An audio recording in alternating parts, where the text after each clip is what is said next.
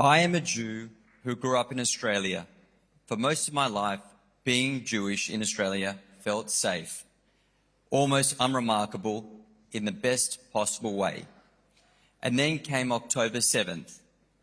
On the 8th of October, people marched at the Sydney Opera House chanting, "Gas the Jews." I remember watching in disbelief. It didn't feel real. This was Australia, safe Australia, and yet people were openly celebrating mass murder, targeting a people, a religion. From that moment on, something shifted. And over the past 2 years, we've seen synagogues attacked, fire bombings, relentless hate speech, weekly marches against Zionists, 100,000 people walking across our most iconic structure, the Harbour Bridge, openly hostile towards Israel and by extension, the Jews. It forced me to confront a reality I thought I'd never face. Things can change, vulnerabilities exist, and rights we assume are secure need to be defended. Then came the Bondi Massacre. 15 people were murdered.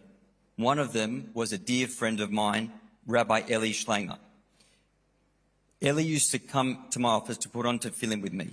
I'm not a religious Jew, I'm a traditional one, but Eli had a gift.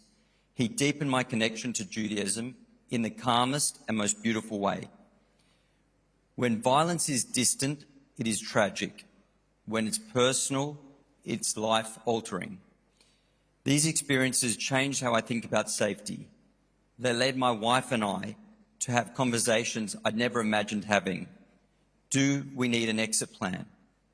Do we need a plan B? Today, standing here in Poland, it makes me think, how many murdered Jews discussed a plan B?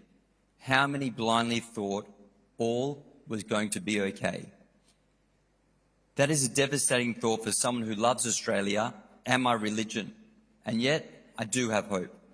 I remain cautious, but I'm also optimistic. Through our strong Jewish community and the many non-Jews who stand beside us, I believe Australia can choose a better path. And I believe we will get through this together, because light always prevails over darkness.